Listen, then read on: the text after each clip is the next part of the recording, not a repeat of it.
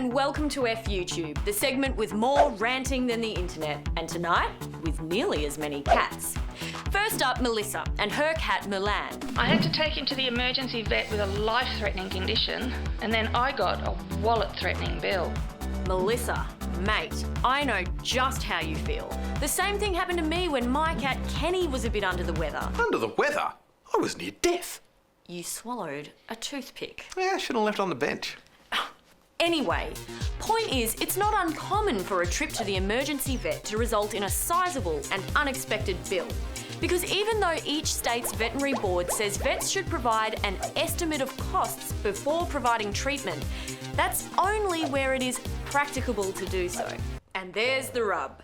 It's not always practicable to know in advance what treatment an animal's going to need in an emergency. And if you do get an estimate, it can vary wildly. I mean, Kenny's was for somewhere between $1,400 to $2,400. Are you done back there? Wasn't this meant to be about me and my cat? Yeah, in a minute. But you know what it's like when you're worried sick about your little fur baby. You can't say no. What, so you're just gonna, let me die? Of course not. I might have let you die had I known that 3 ultrasounds, 2 nights in hospital and $2,400 later, you were just gonna shit out a toothpick. I'm worth it. Hello? So anyway, the vet told Melissa she could pay the bill by cheque. But when she went to pick Milan up a few days later, the cheque hadn't arrived in the mail yet. And they wouldn't give my cat back unless I paid the full amount there and then. Which Melissa couldn't do. And even though it was her regular vet and she'd always paid on time before, they wouldn't give her any way to defer the payment. So I want to know, can they do that? Can they hold my Mulan hostage? Yeah, can they? Well, under common law, there's a thing called a lien. It means that if you haven't paid for an agreed upon service, a business doesn't have to give your property back until you do. A mechanic doesn't have to give back your car until you've paid for the repairs, and a dry cleaner doesn't have to give back your suit until you've paid for its cleaning. The thing is, an animal isn't any old good. I'm a member of the family, damn it.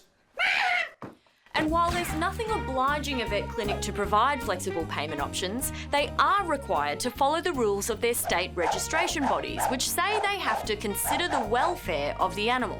So you'd think they'd be keen to find a way to send a pet home with its owner once it's well enough. What's more, Victoria's veterinary board specifically requires its members to act in the best interest of their client and patient, including consideration of financial circumstances. And even though Melissa's vet was in Victoria, it doesn't sound like they did that. I had to withdraw money from my mortgage in order to pay the bill and get my cat back. Which we gotta say is pretty crappy.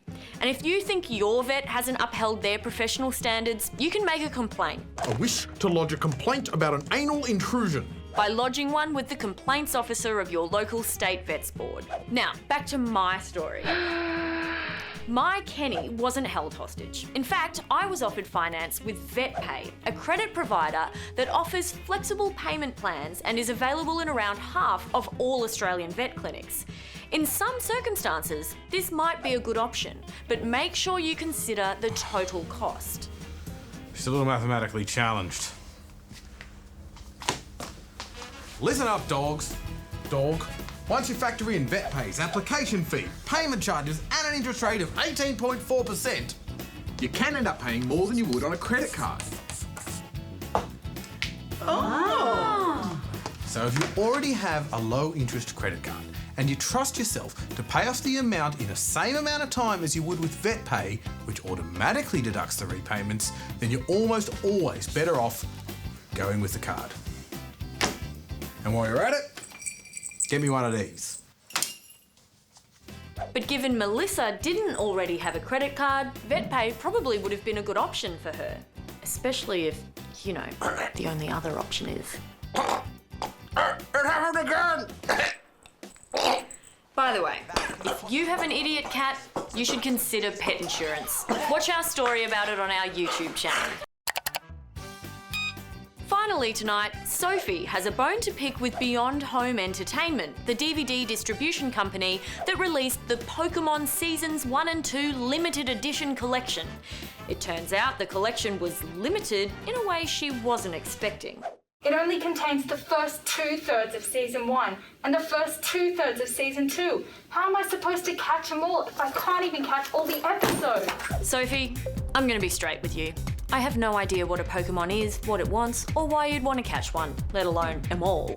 But you're not alone. Many online reviewers feel the same way. Personally, I couldn't give two poker shits. But I'm a professional, so I asked Beyond Home Entertainment why they were missing 30 episodes of each season of their collection. The product contains all episodes as per the official Pokemon season listing. The confusion may stem from the fact that due to the success of the first season in Japan in 1997, that season's production run was extended 49 episodes. 30 years have now And I was worried passed about the since vet the putting me to sleep. to make them more comparable in length. Season 1, Indigo League, became 52 episodes. Shut it down. And for all you poker believers or whatever you call yourselves, you can go and have a Battlemon on our Facebook page where we've posted Beyond Home Entertainment's full response. Good night. I said good night.